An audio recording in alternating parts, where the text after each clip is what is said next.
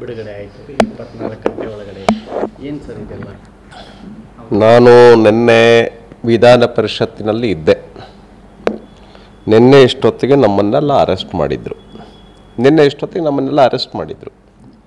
C T Ravi ಅವ್ರನ್ನ, professor Sankanur ಅವ್ರನ್ನ, ನನ್ನನ್ನು, ಅರುಣ್ ಅವ್ರನ್ನ, ಕೇಶವ ಪ್ರಸಾದ್ ಅವ್ರನ್ನ, ಈ ಥರ ಅನೇಕರು ನಮ್ಮ ಶಾಸಕರನ್ನ ಎಲ್ಲ ಅರೆಸ್ಟ್ ಮಾಡಿಕೊಂಡು ಕರ್ಕೊಂಡು ಹೋಗ್ತಾಯಿದ್ರು.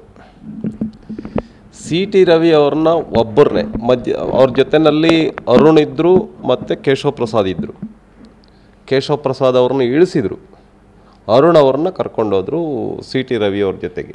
ಎಲ್ಲಿ ಕರ್ಕೊಂಡೋಗ್ತೀವಿ ಅಂತ ಅರೆಸ್ಟ್ ಮಾಡಿದ ಮೇಲೆ ಎಲ್ಲಿ ಕರ್ಕೊಂಡೋಗ್ತೀವಿ ಅಂತ ಗೊತ್ತಿರಲಿಲ್ಲ. ಫಸ್ಟು ನಂದಗಡ ಅಂತ ಹೇಳಿದರು, ಆಮೇಲೆ ಖಾನಾಪುರ ಅಂತ ಹೇಳಿದರು. ಖಾನಾಪುರದಲ್ಲಿ ಹೋಗಿ ನಾವು ನೋಡಿದಾಗ ಅಲ್ಲಿ ಇದ್ದರು.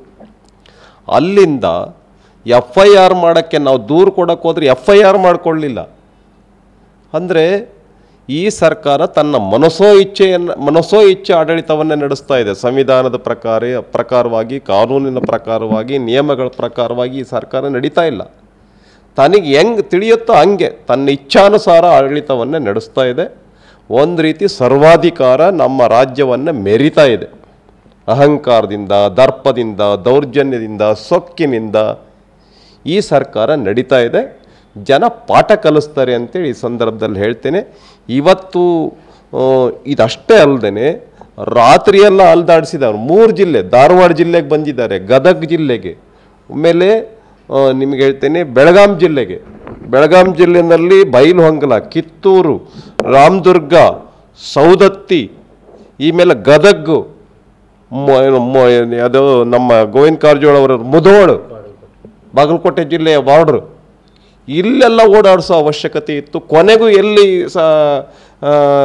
ಯಾವ ಮ್ಯಾಜಿಸ್ಟ್ರೇಟ್ ಮುಂದೆ ಪ್ರೊಡ್ಯೂಸ್ ಮಾಡಿದರು? ಬೆಳಗಾಂನಲ್ಲಿ. ಅಂದರೆ ನೀವು ಅಲ್ಲೇ ಪ್ರೊಡ್ಯೂಸ್ ಮಾಡ್ಬೋದಾಗಿತ್ತು. ರಾತ್ರಿ ಎಲ್ಲಾದರೂ ಉಳಿಸ್ಬಿಟ್ಟು, ನಿಮ್ಮ ಕಸ್ಟಡಿನಲ್ಲೇ ಉಳಿಸ್ಬಿಟ್ಟು, ಅವ್ರಿಗೆ ರಕ್ಷಣೆ ಕೊಟ್ಟು, ಮಲಗಿಸಿ, ಊಟ ಕೊಟ್ಟು, ಟ್ರೀಟ್ಮೆಂಟ್ ಕೊಟ್ಟು. ರಾತ್ರಿ ಟ್ರೀಟ್ಮೆಂಟ್ ಕೊಡಲಿಲ್ಲ, ತಲೆಗೆ ಏಟು ಬಿದ್ದಿದೆ, ಪೊಲೀಸರು ಹೊಡೆದಿದ್ದಾರೆ.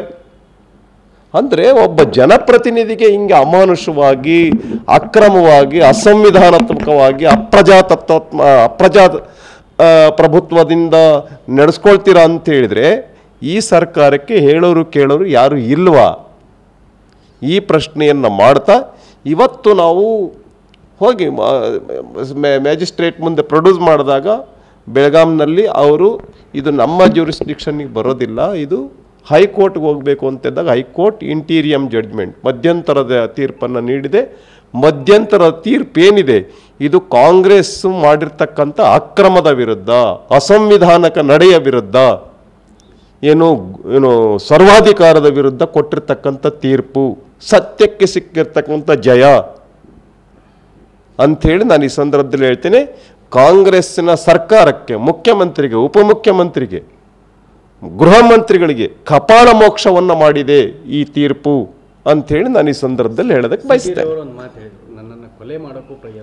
ಹೌದು, ಕೊಲೆ ಮಾಡೋದಕ್ಕೂ ಪ್ರಯತ್ನ ಮಾಡಿದ್ದಾರೆ. ಯಾಕೆ ಅಂತ ಹೇಳಿದರೆ ನೋಡಿ, ಅಲ್ಲಿ 100 ಜನ ಬರೋಂಗಿರಲಿಲ್ಲ.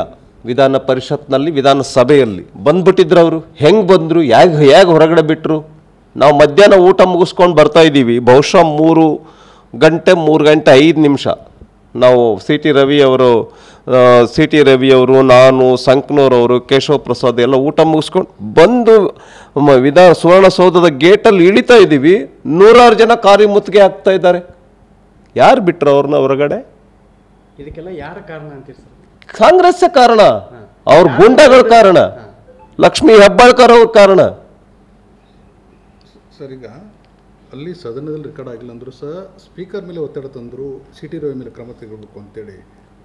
ನೋಡಿ, ಒತ್ತಡ ತಂದಿದ್ದಾರೆ, ಕ್ರಮ ತೆಗೆದುಕೊಳ್ಬೇಕು ಅಂತ ಹೇಳಿದ್ದಾರೆ.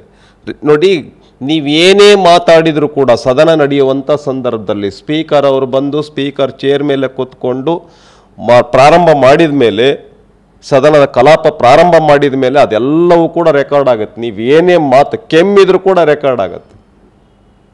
ಅಲ್ಲಿ ಈ ಥರ ಏನು ಮಾತಾಡಿದ್ರು ಕೂಡ ಅಲ್ಲಿ ರೆಕಾರ್ಡ್ ಆಗಿಲ್ಲ. ಹೆಂಗೆ ಕ್ರಮ ತೆಗೆದುಕೊಳ್ತಾರೆ? ನೀವು ಹೇಳ್ಬಿಟ್ರೆ ಕ್ರಮ ತೆಗೆದುಕೊಂಡ್ಬಿಡೋಕ್ಕಾಗತ್ತಾ? ರೂಲಿಂಗ್ ಹಿಂಗೆ ಮಾಡಿ ಅಂತ ಹೇಳ್ತಾರೆ. ಹೌದು, ಅದೇ ಹೇಳ್ತಿದ್ದಿಲ್ಲ, ರೂಲಿಂಗ್ ಹಿಂಗೆ ಕೊಡಬೇಕು, ನಾವು ಹೆಂಗೆ ಹೇಳ್ತೀವಿ ಹಂಗೆ ನಡೆಸಬೇಕು. ಇದೇನು ಅವತ್ತೇನು ತುರ್ತು ಪರಿಸ್ಥಿತಿಯನ್ನು ತಂದಿದ್ರು ಇಂದಿರಾ ಗಾಂಧಿ, ಇವತ್ತು ಸಿದ್ದರಾಮಯ್ಯ ಅವರು ಬೆಳಗಾವಿನ ಸುವರ್ಣಸೌಧದಲ್ಲಿ ತಂದಿರತಕ್ಕಂಥದ್ದು ಇದು ಒಂದು ರೀತಿ ತುರ್ತು ಪರಿಸ್ಥಿತಿನೇ. ಇದನ್ನು ಭಾರತೀಯ ಜನತಾ ಪಾರ್ಟಿ ಉಗ್ರವಾಗಿ ಕಾಣಿಸುತ್ತೆ. ಕಾಂಗ್ರೆಸ್ನ ಈ ರೀತಿ ವರ್ತನೆ ಏನಿದೆ, ನಡೆ ಏನಿದೆ, ಜನ ಇಷ್ಟಪಡೋದಿಲ್ಲ ಇದನ್ನು. ಇದು ಸರಿಯಾದ ಕ್ರಮ ಅಲ್ಲ, ಭಾಳ ಬೇಸರ ಆಗುತ್ತೆ. ಅದರೊಳಗೂ ಕೂಡ ವಿಧಾನ ಪರಿಷತ್ನಲ್ಲಿ ತಿಳುವಳಿಕೆ ಇರ್ತಕ್ಕಂಥದ್ದು, ಮಾತಿನ ಮನೆ, ತಿಳುವಳಿಕಸ್ತರ ಮನೆ, ಅಲ್ಲೇ ಹಿಂಗೆ ಮಾಡ್ತಿದ್ದೀರಾ ಅಂತ ಹೇಳಿದರೆ ಜನ ಇದನ್ನೆಲ್ಲ ಇಷ್ಟಪಡೋದಿಲ್ಲ. ಇಷ್ಟೊಂದು ಕ್ರೂರವಾಗಿ ನಡೆಸ್ಕೊಳ್ಳೋದು, ಊಟ ಕೊಡದೇನೆ, ಪ್ರೀ ಪ್ಲಾನ್ ಅಂತ ಅನಿಸುತ್ತೆ, ಪೂರ್ವಯೋಜಿತ. ಅಂದರೆ ಸಿ ಟಿ ರವಿಯವರು ಏನು ಮಾಡ್ತಿದ್ರು, ಸರ್ಕಾರವನ್ನು ತೀವ್ರವಾಗಿ ಖಂಡಿಸ್ತಾ ಇದ್ರು. ಇದೊಂದು ಅಭಿವೃದ್ಧಿ ಶೂನ್ಯ ಸರ್ಕಾರ, ಸರ್ಕಾರ ಪಾಪರಾಗಿದೆ, ಸರ್ಕಾರ ದಿವಾಳಿ ಆಗಿದೆ, ಹೀಗೆಲ್ಲ ಖಂಡಿಸ್ತಾ ಇದ್ರಲ್ಲ, ಇದೆಲ್ಲ ಇಷ್ಟ ಆಗ್ತಿರ್ಲಿಲ್ಲ. ಸಂದರ್ಭನ ಕಾಯ್ತಾ ಇದ್ರು ಅಂತ ಅನಿಸುತ್ತೆ. ಹಾಗಾಗಿ ಈ ರೀತಿ ನಡೆಸ್ಕೊಂಡಿದ್ದಾರೆ, ಇದು ಸರಿಯಲ್ಲ ಅಂಥೇಳಿ ನಾನು ಹೇಳೋದಕ್ಕೆ ಬಯಸ್ತೇನೆ. ಇದು ಕಾಂಗ್ರೆಸ್ಸಿಗೆ, ಸರ್ಕಾರಕ್ಕೆ ಕಪಾಳ ಮೋಕ್ಷವನ್ನು ಮಾಡಿದೆ. ಒಂದು ನೀವು ತಪ್ಪು ಮಾಡಿದ್ದೀರಿ ಅಂತೇಳಿ ಚಾಟಿ ಏಟನ್ನು ಕೊಟ್ಟಿದೆ. ಇನ್ಮೇಲಾದರೂ ಕೂಡ ಸುಧಾರಿಸ್ಕೊಳ್ಬೇಕು ಅಂಥೇಳಿ ನಾನು ಮಾನ್ಯ ಸರ್ಕಾರಕ್ಕೆ ವಿನಂತಿಯನ್ನು ಮಾಡ್ತೇನೆ. ದ್ವೇಷ ಗೊತ್ತಿಲ್ಲ. ಈಗ ಉದಾಹರಣೆಗೆ ಅಂಬೇಡ್ಕರ್ ಅವ್ರನ್ನ ಹೆಂಗೆ ನಡೆಸ್ಕೊಂಡ್ರು ಗೊತ್ತಿದೆ ನಿಮಗೆ. ಅಂಬೇಡ್ಕರ್ ಅವ್ರನ್ನ ಹೆಂಗೆ ನಡೆಸ್ಕೊಂಡ್ರು, ಗೌರವ ಕೊಡ್ತಿರಲಿಲ್ಲ.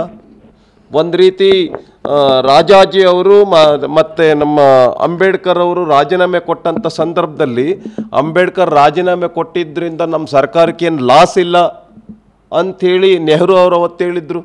ಅಂಬೇಡ್ಕರ್ಗೆ ಭಾರತ ರತ್ನ ಕೊಡಲಿಲ್ಲ. ಅಂಬೇಡ್ಕರ್ ಅವರು ದೈವಾಧೀನರಾದಂಥ ಸಂದರ್ಭದಲ್ಲಿ 6 ಅಡಿ 3 ಅಡಿ ಜಾಗ ಕೊಡಲಿಲ್ಲ. ವಿಮಾನದಲ್ಲಿ ತನ್ನ ಅಂಬೇಡ್ಕರ್ ಅವರ ದೇಹವನ್ನು ಎತ್ಕೊಂಡು ಹೋಗೋದಕ್ಕೆ ಅಲ್ಲಿ ವಿಮಾನದ ಬಾಡಿಗೆ ಕೊಡಲಿಲ್ಲ. ಈ ಥರ ಒಂದು 160-170 ಎಕರೆ ಜಾಗ ಇದೆ. ಇಂದಿರಾ ಗಾಂಧಿಯವರ ಶವ ಸಂಸ್ಕಾರ ಮಾಡಿದ್ದಕ್ಕೆ, ರಾಜೀವ್ ಗಾಂಧಿಯವರು ಶವ ಸಂಸ್ಕಾರ ಮಾಡಿದ್ದಕ್ಕೆ, ನೆಹರು ಅವರ 6 ಅಡಿ 3 ಅಡಿ ನೆಹರು ನಮ್ಮ ಅಂಬೇಡ್ಕರ್ ಅವರ ಶವ ಸಂಸ್ಕಾರ ಮಾಡೋಕ್ಕೆ ಜಾಗ ಕೊಡೋಕ್ಕಾಗ್ತಿರ್ಲಿಲ್ವ ದೆಹಲಿನಲ್ಲಿ? ಎಲ್ಲದಕ್ಕೊಂದು ಅಂತ್ಯ ಅಂತಿದ್ದೇ ಇರುತ್ತಲ್ಲ. ಅಂತ್ಯ ಅಂತಿರೋದು. ಅದಕ್ಕೆ ಕಾಂಗ್ರೆಸ್ಗೆ ಆಗಿರ್ತಕ್ಕಂಥ, ಸರ್ಕಾರಕ್ಕೆ ಆಗಿರ್ತಕ್ಕಂಥ ಒಂದು ಸರಿಯಾದ ಕಪಾಳ ಮೋಕ್ಷ ಅಂಥೇಳಿ ಈ ಸಂದರ್ಭದಲ್ಲಿ ಹೇಳೋದಕ್ಕೆ ಬಯಸ್ತೇನೆ. ಇದು ಸರ್ವಾಧಿಕಾರದ ಅಹಂಕಾರದ ನಡೆ ಅಂತ ಅನ್ನೋದಕ್ಕೆ ಇದು ಒಂದು ಜ್ವಲಂತ ಉದಾಹರಣೆ. Thank you.